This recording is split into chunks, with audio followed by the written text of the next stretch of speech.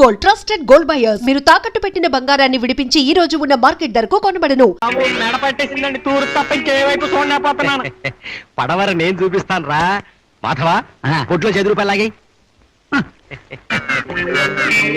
రా కూర్చో. తప్ప తూర్పు కనపట్లేదండి. మాధవా వస్తున్నా. నేను అన్ని దిక్కులు చూపెడతాను. మా గురువు గారికి అయితే ఒంటి చెయ్యి, నాకైతే 2 చేతులు ఉన్నాయి. ఎలా తిప్పుతారో చూడు. వాడు మెడ చెప్పవచ్చు. అమ్మో ముందు చెయ్యిపోయిందిరా బాబాయ్. ఆ చేయమాట దేవుడానికి ముందు నా తలకాయ నడిచాడు బాబాయ్. తొందర పడకండి, తొందర పడకండి. అబ్బిగా, అసలు ఇంత భయంకరంగా నీ మెడ ఎలా పెరిగిపోయిందిరా? మా ఆవిడ కొట్టిందండి. అప్పటి నుండి ఎలా ఉండిపోయింది. అదిగో మీ ఆవిడ. చూసారా గురువు గారు, నాటు వైద్యం అన్న తర్వాత కొంచెం తెలివిగా ఉంది. ఏడ్చావులే, నువ్వు నాకు వైద్య పాఠాలు చెప్పక్కర్లేదు. నేనేమన్నా నువ్వు డాక్టర్వే, నేను కంపౌండర్ని, నేనే పట్టుకోవాలి. నీ గురించి నాకు ఇంకా అర్థం కాలేదు. లేదా అనివే ఆ మాటకొస్తే నా గురించి నాకే అర్థం కాలేదు, ఇక నీకేం అర్థం అవుద్ది? నా యాల్ది డాక్టర్కి వైద్యం చేయడమే తెలుసు అనుకున్నాను రా. ఈ రాజుగారిని వెంటేసుకుని తిరగడం చూస్తుంటే ఇంకా చాలా చాలా విద్యలు తెలిసిన అనిపిస్తుందిరా. మనకి నేర్పుద్దేమో అడుగుతామట్రా.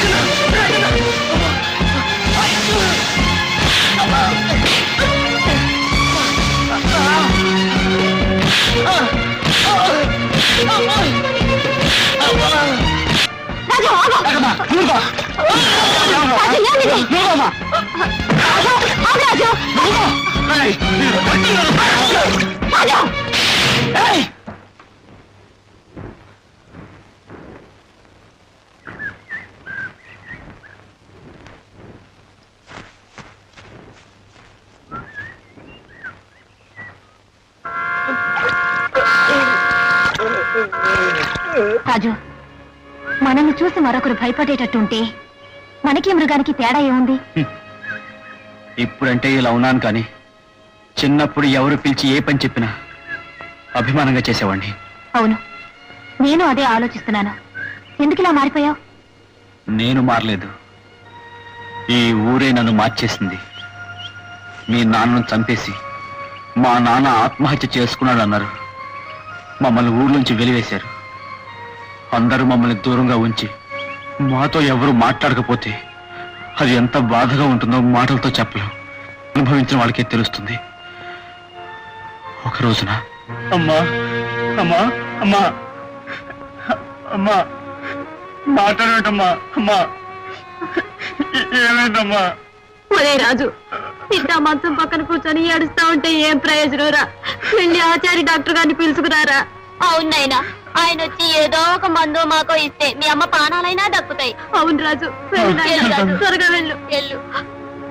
నారాయణ సారినామధేశ్య ధర్మపత్ని సమేత సహస్రనామ పూజాం కరిష్యే. అయ్యా ఆచార్య గారు, తమకు బిడ్డలు పుట్టాలనే తమ మనసులోని కోరిక భక్తితో భగవంతుడికి విన్నవించుకోండి. ఓం నమస్తోమాయ చరుద్రాయ చరహర. నీ చేత దండం పెడతాను. మా అమ్మ చావబోతుందయ్యా, మీరు వెంటనే వచ్చి మమ్మల్ని బతికించండి బాబు. ఏ వేళ పాడలేదా వైద్యానికి?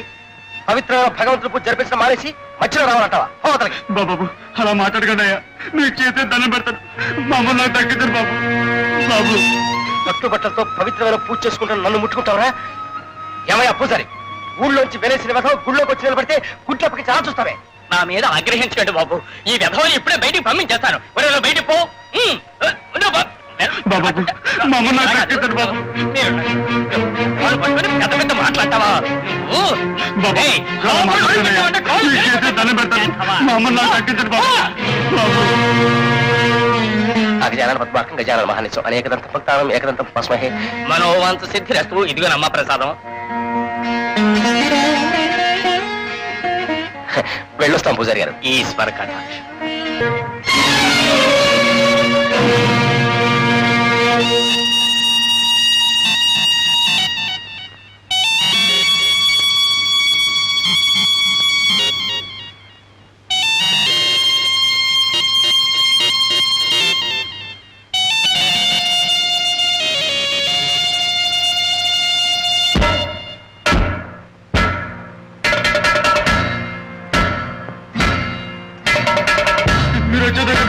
పొట్లు వదలయ్యా. వదలకపోతే నేనే వదిలించుకుంటానా చరిత్ర ప్రకారం.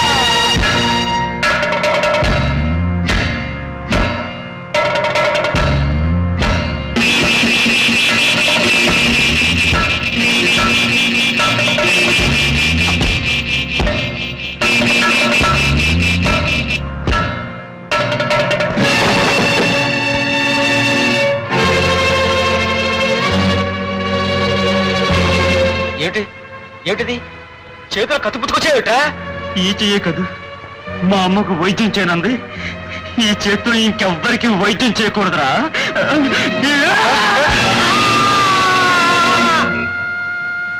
నేను చేసిన నేరానికి 5 ఏళ్లు శిక్ష విధిస్తూ మద్రాస్ సెంట్రల్ జైలుకి పంపించారు. ఆ శిక్ష అనుభవించిన నాకు వేరే ఏ ప్రదేశం ఏ మనిషి తెలియకపోవడం వల్ల తెలుసున్న ఏ ఊరికే బయలుదేరాను. ఊళ్ళో వాళ్ళు నన్ను తిడతారో కొడతారో, మళ్ళీ ఊళ్ళో నుంచి తరివేస్తారేమోనన్న భయంతోనే ఈ ఊరు దగ్గరికి వచ్చాను. ఒరే నించున్నాడు రంగన్న కొడుకు రాజన్నగాడు అనుకుంటాను. కత్తి నెమ్మదిగా మాట్లాడరా బాబు, గాడి గీడి అంటే నీ మీద పడగలడు. చూస్తున్నాడా ఎంత పాపంగా చూస్తున్నాడు? మనం వెళ్ళటానికి దారెత్తాడో లేదో. ఒరే బండి వెనక్కిపోని, లేకపోతే కాలు చేయి నరికేస్తాడు.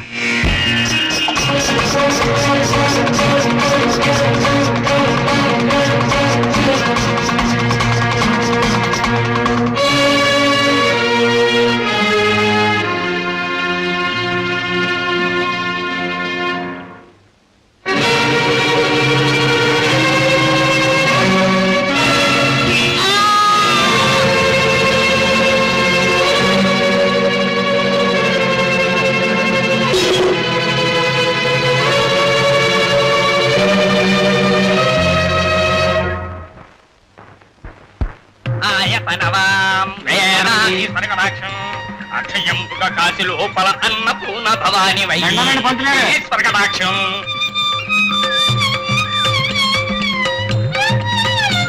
సాక్షి గణపతి కన్న తల్లి సత్నావతి సాంభవి. నమస్కారం రాజన్న.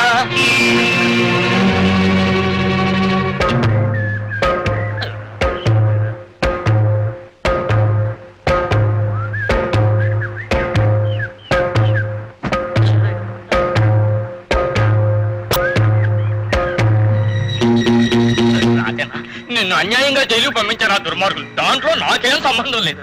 నన్ను నమ్ము రాజన్న బాబు. బీడీ వెలిగించిన ఈ అగ్గి పొల మంటకే గౌరవం ఇచ్చి నన్ను దేవుడి కంటే గొప్పవాణి చేశారు ఈ ఊరి మనుషులు. నేను ఎవరిని భయపడమని అడగలేదు, కానీ ఎందుకో నన్ను చూసి భయపడేవాడు. నేను ఎవరిని మర్యాద ఇమ్మని అడగలేదు, కానీ అందరూ నాకు మర్యాద ఇస్తున్నారు. ఒకప్పుడు ఒరే రాజుగా అని కేకేసేవాళ్ళు ఇప్పుడు అన్నా రాజన్న అని పిలవడం ప్రారంభించారు. అప్పుడు నాకు అర్థమైంది, మనం తల వంచితే ఈ లోకం మన తల మీద తన కాళ్ళతో తొక్కుతుంది. మనం తలెత్తి నిలబడితే మన ముందు తన తల ఉంచుకుంటుంది. ఆ తర్వాత ఈ ఊళ్ళో ఎవరు ఏ నేరం చేసినా ఏ అన్యాయం చేసినా పంచాయతీకి వెళ్ళేవారు కాదు, నా దగ్గరికి వచ్చేవాళ్ళు. నాకు నేరస్తుని తెలిసిన ప్రతి మనిషిని కొడితే ఎవరికి కూడా ఎందుకు కొట్టేవో నోరు తెరిచి అడిగే ధైర్యం లేకపోయింది. ఆ విధంగా ఈ ఊరికి నేను తిరుగులేని మొనగాడయ్యాను. ఈ ఊరు తనకు తానుగా నాకు మర్యాద ఇస్తుంటే నేనెందుకు కదనాలి? చాలా విచిత్రంగా ఉంది రాజు నువ్వు చెప్పింది వింటే. రాణి, ఏది ఏమైనా ఒక్క మాట మాత్రం లేదు. మీ నాన్నగారిని మా నాన్నగారు చంపలేదు. ఒక మనిషి ప్రాణం తీసేంత రాక్షస కుటుంబం కాదు మాది. నాకు తెలుసు రాజు, మా నాన్నని మీ నాన్న చంపలేదు, మరో మనిషి చంపాడు. మరో మనిషి? ఎవరతను? చెప్పురాని, ఎవరతను? చెప్పురాని, ఎవరు ఎవరో మనిషి? చెప్పడానికి నేను ఆ మనిషిని సరిగ్గా చూడలేదు. అంటే ఆ రాత్రి చీకట్లో ఆ హంతకుడు మా నాన్నని హత్య చేస్తున్నప్పుడు నేనది చూసి భయంతో పరిగెత్తాను. ఆ హంతకుడు నన్ను చంపాలని నా వెంట పడ్డాడు. పారిపోతున్న నన్ను మీ నాన్న రంగన్న కాపాడి ఈ ఊరు దాటవేశాడు. అంటే ఆ మనిషి చట్టానికి దొరకకుండా ఈ ఊళ్ళోనే తిరుగుతుండాలి. ఆ మనిషిని ఏదో ఒక రోజున పట్టుకుంటాను. మీ నాన్నను హత్య చేసి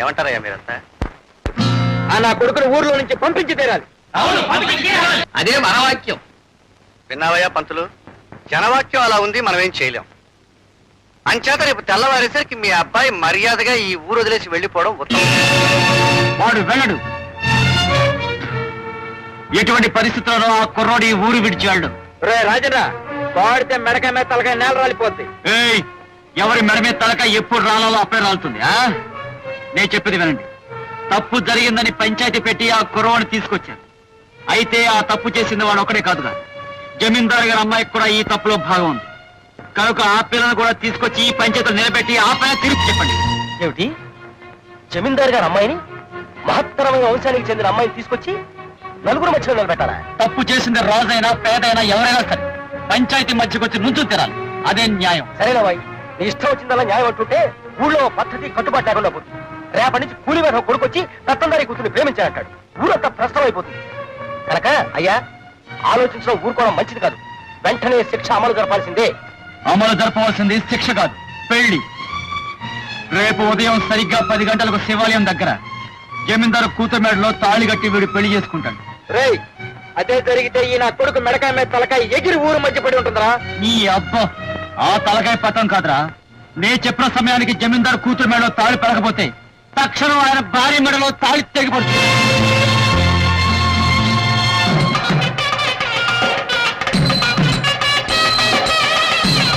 రాజన్న, పూజారి గారు పెళ్లి జరిపించడానికి రానుతున్నారు. రానున్నాడా? ఎక్కడు? ఆ ఊళ్ళో మా మీదే ప్రతిజ్ఞలు చేస్తాడా? ప్రతిజ్ఞలు చేసి గెలుతాం అనుకుంటున్నాడా? చూస్తాం ఈ పెళ్లి ఎలా జరుగుతుందో. మేమేమని సెలవిచ్చాం? చూస్తాం ఈ పెళ్లి ఎలా జరుగుతుందో అని సెలవిచ్చారు. కానీ పెళ్లి చూడాలంటే గుడి దగ్గరికి వెళ్ళాలి కదండి. రేయ్, పిచ్చి కొత్తలు కూర్చావంటే ముందు నీ మెడకాయ మీద తలకాయ లేచిపోద్ది. ఈ పెళ్లి జరిగిందంటే ఈ ఊళ్ళో సగం మంది మెడకాయల మీద తలకాయలు లేచిపోతాయి. ఏమనుకుంటున్నావు? నీకు దండం పెడతాను, నన్ను నీకు ఉపయోగించకయ్యా.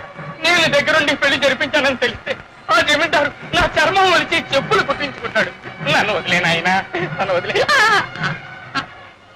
జమీందారు ఆ పని చేస్తాడో లేదో నాకు తెలియదు గాని నే చెప్పినట్టు చేయకపోతే ఇప్పుడే ఆ పని నేను చేస్తాను. ఈశ్వర, నాకెందుకయ్యా ఈ శిక్ష? వెళ్ళు. రాజన్న, నారాయణ, నారాయణ.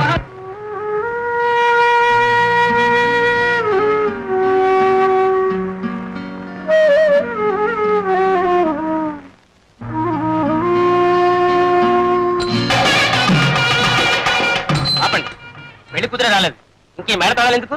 ఆపండి. రేయ్, వాయించడం ఆపారంటే నేను వచ్చి మిమ్మల్ని వాయిస్తాను.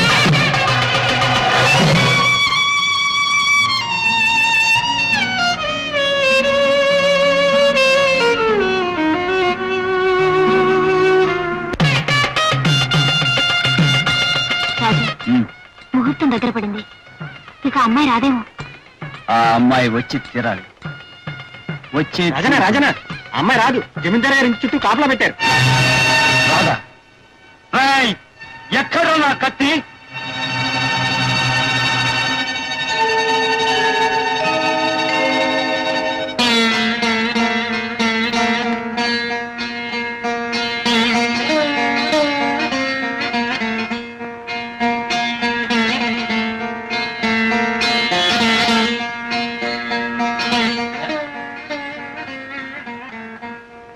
పూజారి, పెళ్లి జరిపించు.